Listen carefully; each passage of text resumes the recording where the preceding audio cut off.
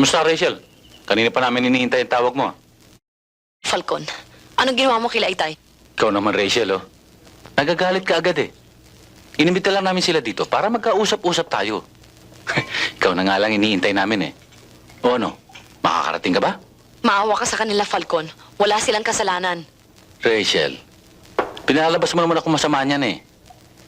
Wala naman akong binabalak na gawin ng masama sa mga magulang mo. Gusto ka lang namin makausap. O paano? Makakarating ka ba? Pakawalan mo na sila, Falcon. Kakausapin ko si Edmundo. Makikiusap ako sa kanya. Alam ko, mahal niya pa rin ako. Pumunta ka lang dito. Dito lang tayo mag-usap. Gusto kong makausap ang inay. Para mo ng awa, Falcon. Yun lang pala eh. Psst.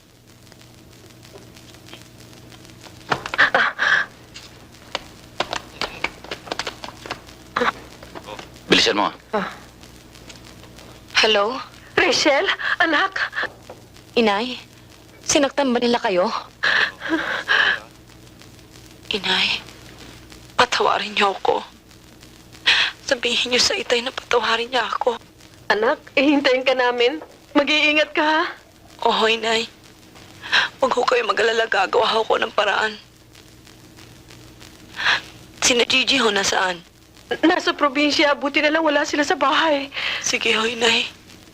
Gagawa ho ako ng paraan. Kakausapin ko si Edmundo para pakawalan na kayo. Tama na, tama na. Nay? O ano, Rachel? Maliwanag ba? Ha? Huwag ka masyado magtatagalat ba? Masyado ako nagiging mainipin itong mga araw na to eh. Magsumbong na lang kaya tayo sa pulis. Baka mapahamak sila Itay eh. Eh kung magsumbong kaya tayo sa kampo nila Morales, sigurado po protektahan nila tayo dahil kalaban nila si Mayor Guatlo, di ba? Pare-pareho lang sila. Ang iisipin lang nila ang sarili nilang interes. Gagamitin nila tayo. Pero pag nagkagipitan na, di pababayaan din nila tayo.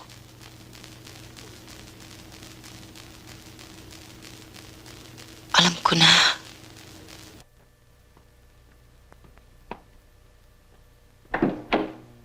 Good evening, ma'am. Good evening. Ma'am, may naghahanap sa'yo. Mukhang ex-convict, pero gwapo.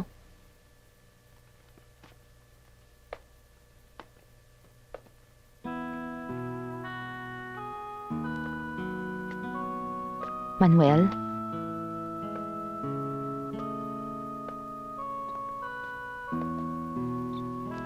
Pwede ba tayo mag-usap? Maupo ka.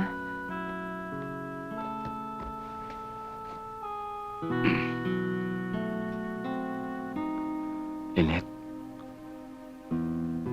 makikiusap sana ako sa'yo eh. Magmamakaawa kung kailangan.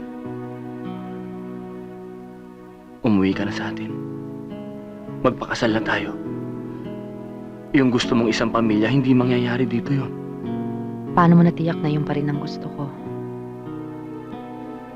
Bakit, Lynette? Ito na ang gusto mong buhay. Ang bilis ng mga pangyayari sa akin eh.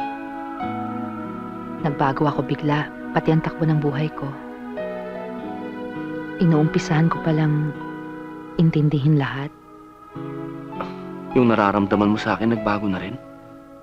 Ang totoo, Manuel, hindi ko na rin alam.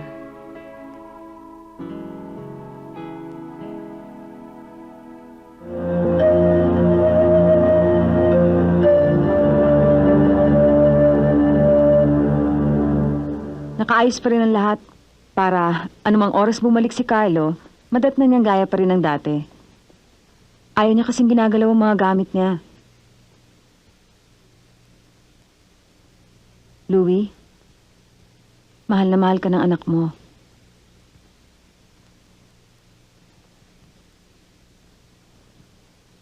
Madalas nga hindi ko napapakita eh. Ako may natatakot na baka mawala sa atin si Carlo. Alam ko. Itong mga nakalipas na araw. Dahil sa nangyari kay Carlo.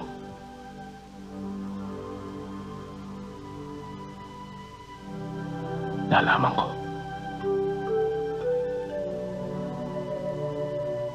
Mahal pa rin kita. Huwag, Louie. Huwag mo kong guluhin.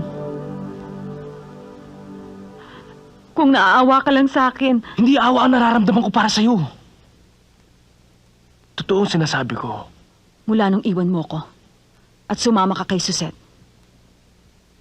pakiramdam ko niloko ko ng buong mundo. Nalaso ng buong pagkatao ko.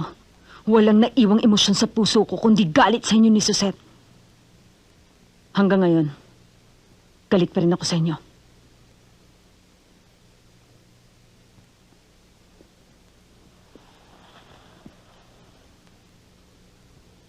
Hindi kita masisisi at wala na akong magagawa kung hindi umasa na lang sa kabila ng lahat ng nagawa ko sa'yo. Umaasa pa rin ako na matututunan mo pa rin akong mahalin.